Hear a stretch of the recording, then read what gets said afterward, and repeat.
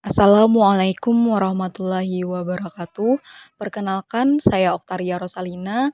Hari ini saya akan mempresentasikan tentang perjuangan Utsman bin Affan sebagai khalifah. Jadi, teman-teman mohon disimak ya. Terpilihnya Utsman bin Affan menjadi khalifah. Sebelum Khalifah Umar bin Khattab wafat, ia membentuk majelis syuro yang beranggotakan 6 orang sahabat Rasulullah Shallallahu Alaihi Wasallam yang kesemuanya pantas menjadi pemimpin. Keenam sahabat tersebut adalah Utsman bin Affan, Ali bin Abi Thalib, Abdurrahman bin Auf, Sa'ad bin Abu Waqqas, Az-Zubair bin Al-Awam, dan Tolhah bin Ubaidillah. Musyawarah Majelis Syuro berlangsung 3 hari. Tepat pada bulan Zulhijjah tahun 23 Hijriah atau 6 November 644 Masehi, Utsman bin Affan resmi menjadi khalifah ketiga menggantikan Umar bin Khattab. Ketika dibaiat menjadi khalifah, Utsman berdiri untuk menyampaikan pidato pertamanya, bahwa ia dalam pemerintahannya akan terikat dalam Al-Quran, As-Sunnah, dan ketetapan Abu Bakar dan Umar. Ia juga menjelaskan bahwa ia akan memimpin rakyatnya dengan kasih sayang dan hikmah kecuali dalam masalah hukum. Kemudian Utsman memperingatkan kepada rakyatnya agar tidak condong kepada dunia dan terkena fitnah.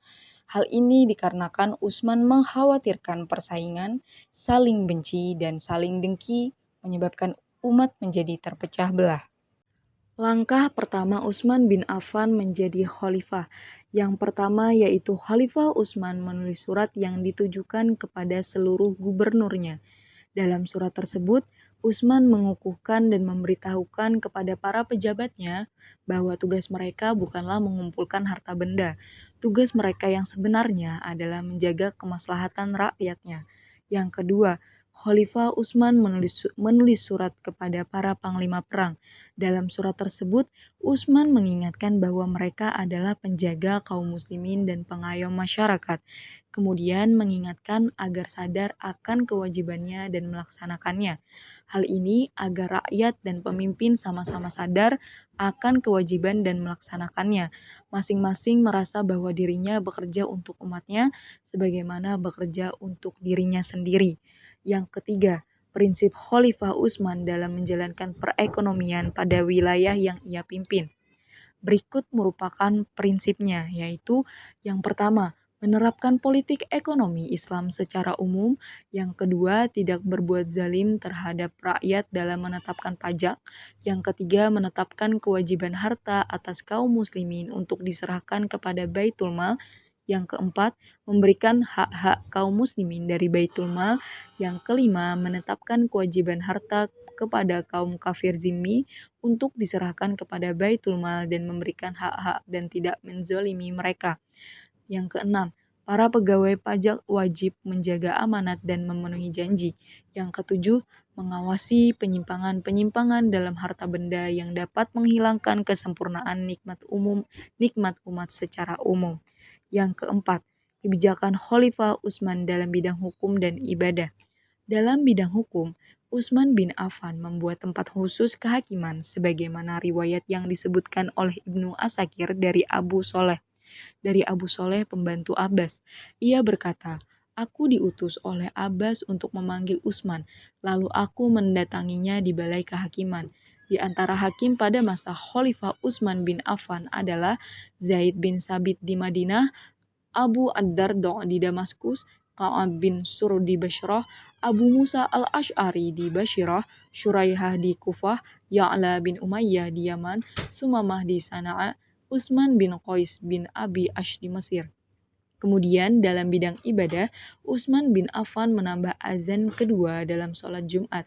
Utsman melihat adanya kebaikan bagi masyarakat dalam penambahan azan tersebut, yaitu mengingatkan masyarakat tentang waktu sholat Jumat yang sudah dekat. Hal ini mengingat wilayah kota dan kekuasaan pemerintahannya semakin meluas. Karena itu ia berijtihad dalam masalah ini dan kemudian disetujui semua sahabat. Yang terakhir yaitu peninggalan jasa Khalifah Utsman bin Affan. Peninggalan jasa Khalifah Utsman bin Affan yang sampai sekarang bisa dirasakan umat Islam adalah penulisan Al-Quran. Hal ini didorong adanya perbedaan bacaan atau cara membaca di antara umat Islam hingga dikhawatirkan berpotensi menyulut api fitnah mengenai kitab suci Al-Quran. Karenanya, Utsman bin Affan menginstruksikan kepada ahli Qur'an terkemuka dari para sahabat yang paling kuat hafalan Al-Quran untuk memahami huruf-hurufnya, cara membacanya, mendalami tata bahasa dalam mengerjakan penulisan Al-Quran. Tim penulisan Al-Quran ini diketuai Zaid bin Sabit. Anggotanya adalah Abdurrahman bin Haris dan Abdullah bin Zubair. Setelah selesai penyalinan lembaran-lembaran dalam beberapa mushaf, maka ia mengirimkan ke beberapa wilayah, di antaranya disimpan di Madinah, Syam, Kufah, Bashrah, dan Makkah. Setiap mushaf yang dikirim itu disertai dengan pengajar yang mengajarkan umat Islam cara membacanya dengan bacaan-bacaan yang bisa diterapkan berdasarkan hadis sahih dan mutawatir. Berikut adalah guru yang dikirim ke beberapa daerah. Yang pertama yaitu Abdullah bin As-Sa'ib di Makkah, Al-Mughirah bin Syihab di Syam, Abdurrahman As-Sulami di Kufah, Amir bin Qais di Bashrah, Zaid bin Sabit di Madinah. Sekian presentasi dari saya, salah khilaf mohon maaf. Wassalamualaikum warahmatullahi wabarakatuh.